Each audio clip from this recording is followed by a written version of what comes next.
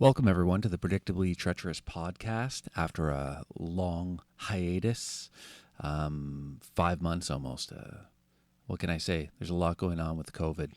I really have no excuse other than Elon Musk asked me to prepare a design for the next generation of this SpaceX rocket. So I took a few months off to do that. But I'm back now, and I'm back to important work of reviewing movies on my podcast. Elon Musk. I don't know where Elon Musk came from. Today we're going to be looking at the Canon Group of Films, Volume 2. So this is the next 5-ish films in my collection of Canon films that I have from various sources. Sometimes I have the DVD. Sometimes I just ripped it off of or downloaded it from YouTube. In any case, the films we're going to be looking at today: Enter the Ninja from 1981, Hospital Massacre, also 1981, Hercules, a complete shit show from 1983, Revenge of the Ninja, also from 1983, and lastly, we'll be looking at the wonderful masterpiece Breakin, 1984. All you're gonna do right now, mister, is get your goons off my property before I have them thrown off. I told you not to come back. Now I must teach you a lesson. Boss? Get away from him, you son of a... First up, Enter the Ninja from 1981, starring Franco Nero, Susan George, and Sho Kosugi. Here's what Wikipedia had to say. Cole, a veteran of the Angolan Bush War, completes his ninjutsu training in Japan. Cole goes to visit his war buddy Frank Landers and his newlywed wife Marianne Landers, who are the owners of a large piece of farming land in the Philippines. Cole soon finds that the Landers are being repeatedly harassed by Charles Venarius, the wealthy CEO of Venarius Industries, in order to get them to sell their property because, unbeknownst to them, a large oil deposit is located beneath their land. Cole thwarts the local henchmen Venarius has hired to bully and coerce the Landers. Venarius, learning that Cole is a ninja, hires a ninja of his own to eliminate Frank and Cole.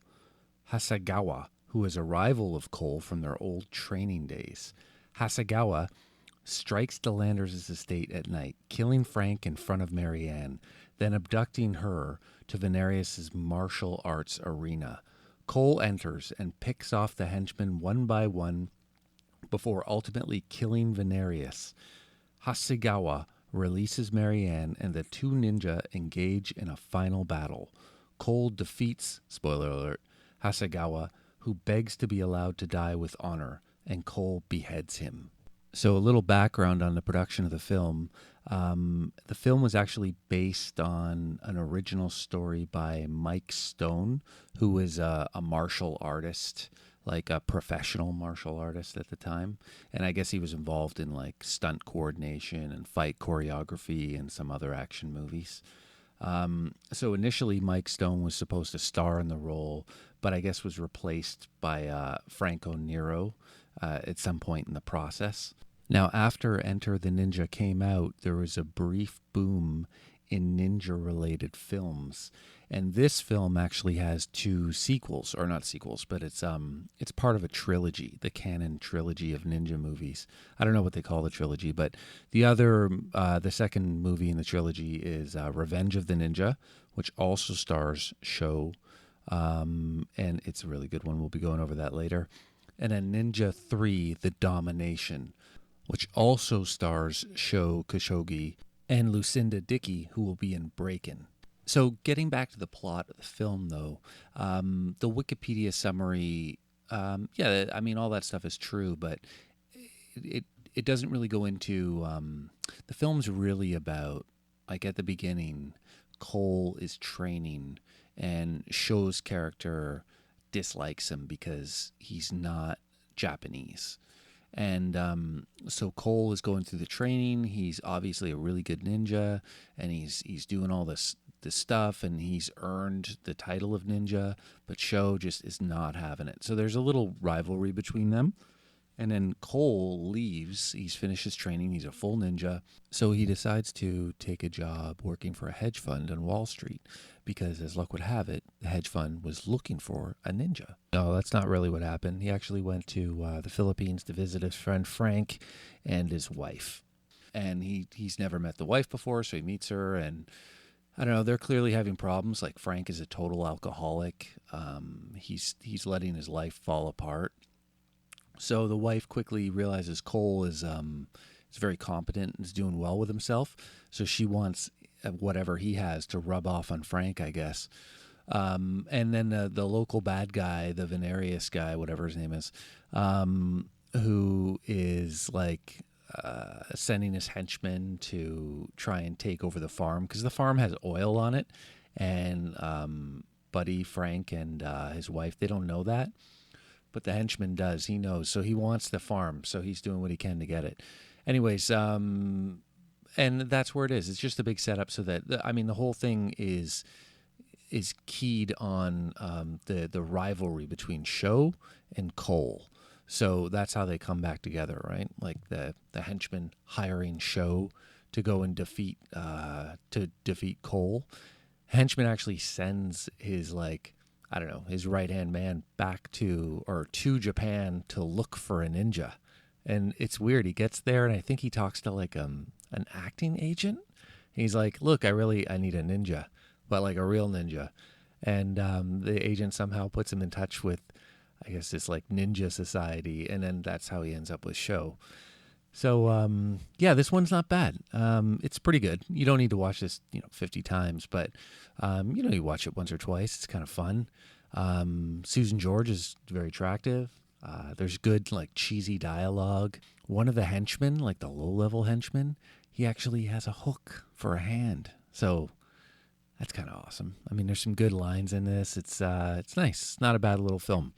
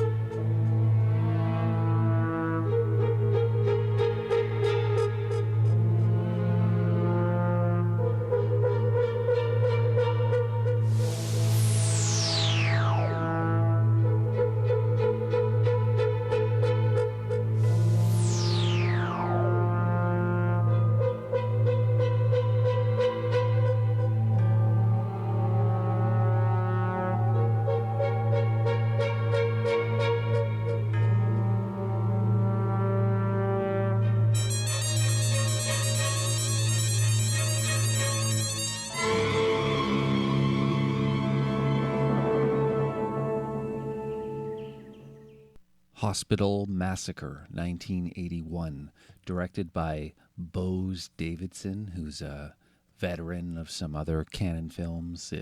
He directed a bunch of the sex comedies in the 70s, like Lemon Popsicle and some other ones like that. And it's starring Barbie Benton, who was married to, she was a Playboy model, and I think she was either married or a partner of Hugh Hefner for a while. She's been in a few other films, mostly just raunchy kind of sex comedies, I think. So this one is like a slasher film. So the introduction to the film, there's a little girl, and it looks like her brother or her friend, and they're playing in with a train set in a house, and another little boy is outside the house, and he's peeking in the window. He's a bit of a creep. And then he leaves a letter at the front door and rings the doorbell and runs off. And the little girl goes to the door, gets the letter, and reads it. And it's like a Valentine from this little boy. And so her and the little boy playing with the trains, they laugh. And they're like, oh, Harold, oh, it's terrible. And then they crinkle up the Valentine, throw it on the ground. So the little boy who left it, Harold, is looking through the window, and he's mad. So the little girl goes to the kitchen to cut some cake, anyways, and the little boy Harold looking through the window, he kills the other boy and hangs him from a hat rack in the house. And then when the girl comes back from the kitchen, the other little boy is dead and hanging from a hat rack. And then she immediately, for some reason, turns and looks to the window, even though she didn't know the boy was there spying on them. And the boy is in the window, so she sees that it's him. She sees that it's this Harold guy. And then suddenly it says 19 years later. And you're like, what? Like, okay, so this little boy killed a little boy because they laughed at a Valentine that he left. That seems like an overreaction. But then the little girl knew who the killer was. And what? The guy's just out in the world now? Nothing happened? There were no consequences? Because it says 19 years later, and then it shows her, like, getting dropped off or meeting her ex-husband to get her kid or something. And she's like, no, wait, I got to go to the hospital to get something. And when she gets to the hospital, there's a creepy guy peeking from the hospital window watching her approach. And it's implied that that is Harold.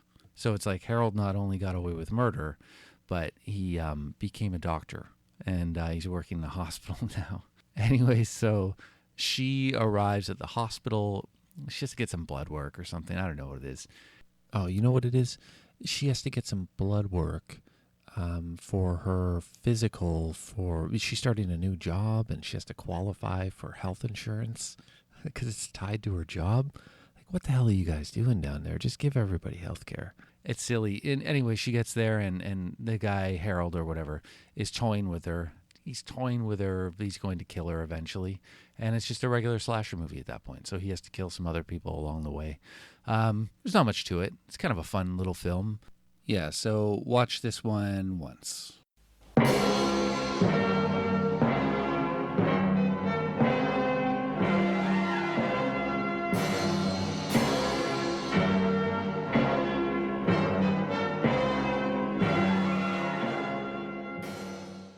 Next one up is Hercules, 1983, directed by Luigi Cozzi, who also directed other Cannon features.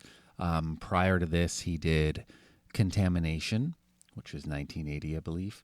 And that one was good. We went over that one in Volume 1 of the Cannon group of films that I own. He also did, after this, The Adventures of Hercules 2. And, there's Paganini Horror by Fabrizio De Angelis. He's the producer for that. That was a terrible movie. It looks like he did Star Crash as well, which is 1979. That's supposed to be like a movie that's taking advantage of the success of Star Wars, I think. But it looks good. I haven't seen it, but I do have it. So I'm going to watch it. Also starring, Hercules is also starring Lou Ferrigno, of course. Lou Ferrigno's the bodybuilder. I guess he became famous in the Pumping Iron movie. He was the rival to Arnold Schwarzenegger. So Lou Ferrigno's he was Mr. Universe a couple times in the 70s. He's if you haven't seen him, he's a big dude. He's super ripped. He doesn't even look real. He's done a few other movies too and shows and stuff like that. I guess he was in The King of Queens and a couple other bad TV shows. He was the Incredible Hulk, the original one from the 80s. Yeah, and he did Hercules Part 2, also directed by the same director. What's it called? The Adventures of Hercules 2. And I think he's done a couple other films as well. And then Sybil Danning, I guess she did like kind of B movies, like sex movies from like the 70s and the 80s and stuff like that. Not sex movies, not like porn, but like sex comedies and other B movies. So this movie is like a giant mess. I didn't really know what was going on. It was really hard to follow. It seems really like thrown together. Like the plot didn't make any sense. There's like right after the really loud score that I just played, a guy talks for about, like a narrator, he talks for like 2 or 3 minutes trying to explain what's happening in this story or how we got to this point. And he's basically like, oh, in the beginning there was nothing and all this. And then Pandora's jar, whatever, like not Pandora's box, Pandora's jar. But it doesn't show a jar. It shows like a vase. And it's in space and it blows up and it becomes the planets and like the gods and stuff. And what the hell's going on? Anyways, so the idea behind this story is, here's what it says in Wikipedia. The film is a retelling of the story of Hercules battling the wizard king Minos, who uses, quote, science in an attempt to take over the world. Hercules must stop him and rescue his princess love in the process. Yeah, I mean, I think Hercules has to do like a couple of chores. Like he has to vacuum the rug and feed the cats. No, he does like these tasks, like these arduous chores. So he has to clean out the stables. And they're like, well, stables are super dirty. How are you going to do it? Because there's a time factor. Like, he has to do it by the next day or something. So he diverts this water and like a river. And he has the river like wash out these stone stables. So that's fine. And then he has to like, I don't know, plow a field or something. I don't know what it is. But it's just really silly. The movie just sucks. And then it goes without saying, the special effects are really bad. Okay, so the special effects are really bad, but it doesn't make it good like it would in some movies where it would make it funny. I'm thinking of like the Don Dohler films where the special effects are really, really bad, really low key, and but it makes the film better, right? It's in the right context. But this one, it just makes the film worse. It looks terrible. It made the plot really confusing, hard to follow. This one's not fun. I would definitely skip this one. Like I said, I had a lot of trouble just getting through it. I think I watched it in I watched 20 minutes, and I watched another half an hour, then I watched 15 minutes, and I watched 5 minutes. It took me like 5 or 6 tries to get through the whole movie. So this isn't even a very good segment in the old podcast here. I don't even remember most of the movie. I'm kind of just riffing. But yeah, it was terrible. Don't see it. Don't watch it. It was really bad. I was disappointed too. I wanted this one to be really good. I guess because look at what Conan the Barbarian and Conan the Destroyer were for Arnold. Those were fantastic films, like really, really good. I think I kind of wanted Hercules to be like that, and that's why I'm so I'm so disappointed in it, because it was just horrendous. It was not like that at all. So it's not really fair for Lou Ferrigno. But the movie's terrible. Just skip it. You don't need to watch this one. Next one up is Revenge of the Ninja from 1983, starring Sho Kosugi.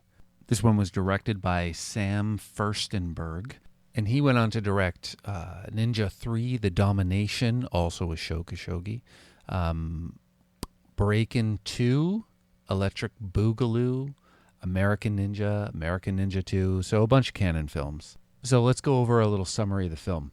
So Sho Kosugi plays a character called Cho. So most of Cho's family, the first 10 minutes are incredible. Most of Cho's family is killed by ninjas as a part of an ongoing and endless cycle of revenge killings. So Cho is in the forest walking around with his friend from America, and he returns back to his home and he finds that his family have all been killed, and he and his friend Braden, played by Arthur Roberts, they kill the ninjas who are waiting there to ambush and kill Cho.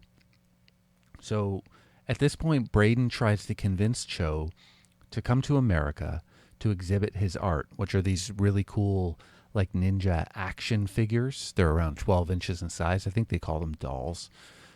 So Cho's mother is the only other survivor.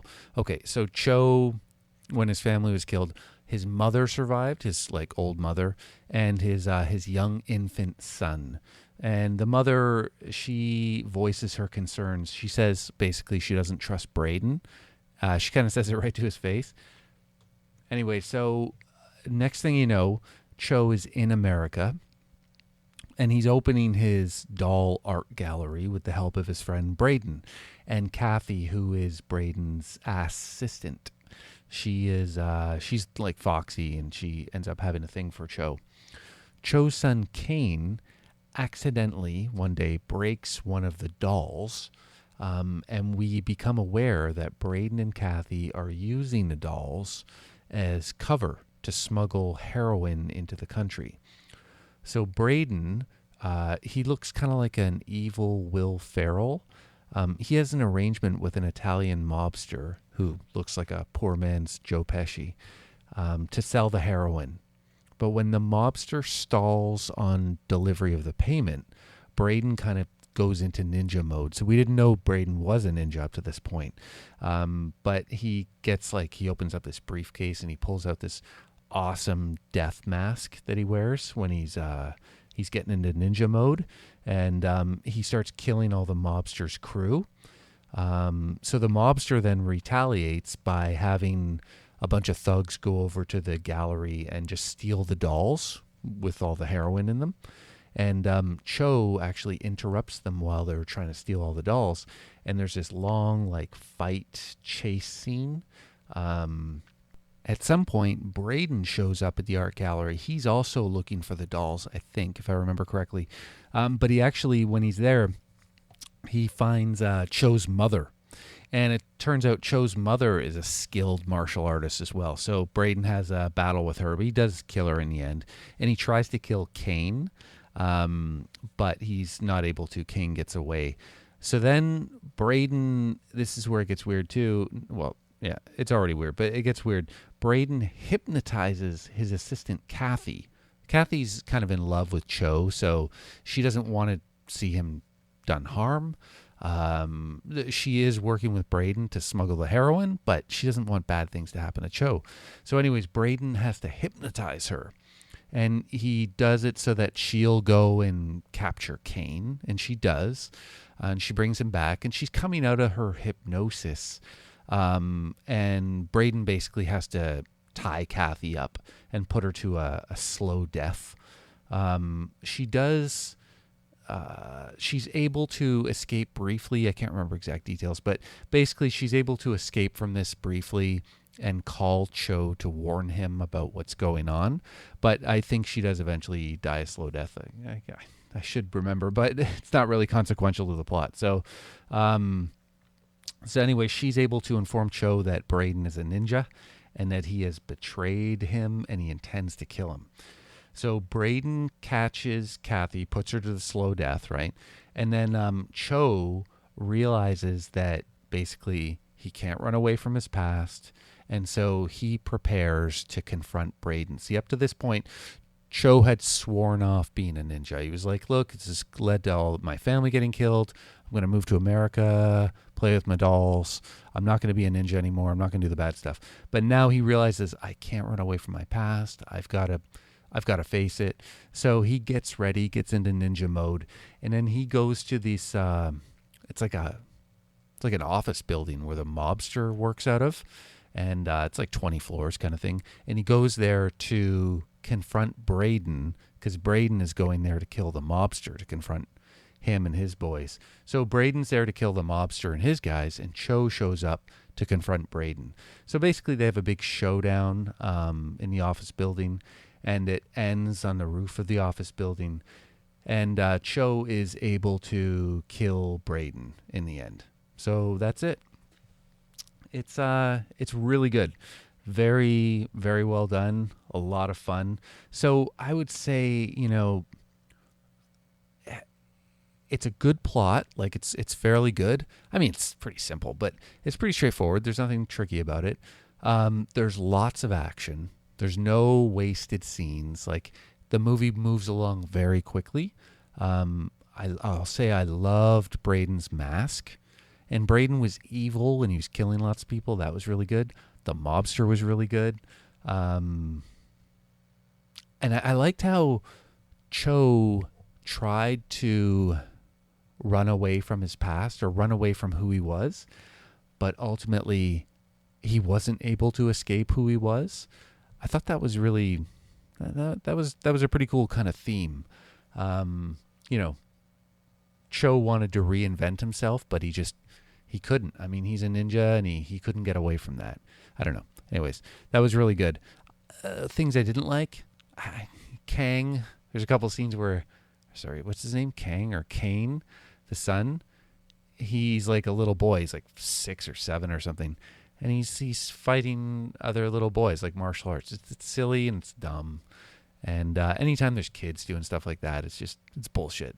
So yeah, that was the one part I didn't like. But otherwise, though, the movie was fantastic. It was really good. I'm going to give it a rating of a verdict of very rewatchable. Okay, up next, Breakin from 1984, starring Linda Dickey, Shabba-Doo, Boogaloo Shrimp. I don't know where they get these names. These guys have other names, but these are the 3 main people in it. And it's directed by Joel Silberg. It looks like Joel Silberg was involved in Breakin, of course. Breakin 2, Electric Boogaloo, Rappin', another one I hope to go over at some point. That was incredible. And the Lambada. It's Lambada. It's not the Lambada. It's Lambada. Anyways, so that's quite a career. Okay, so let's give a little summary. So you've got this great intro with there's this graffiti that's going on a wall, and there's lots of like dancing and music and stuff. It's really spot on for a movie like this. So Kelly, Lucinda Dickey, she works as a waitress in like a Denny's style diner, but she wants to be a dancer. So good start.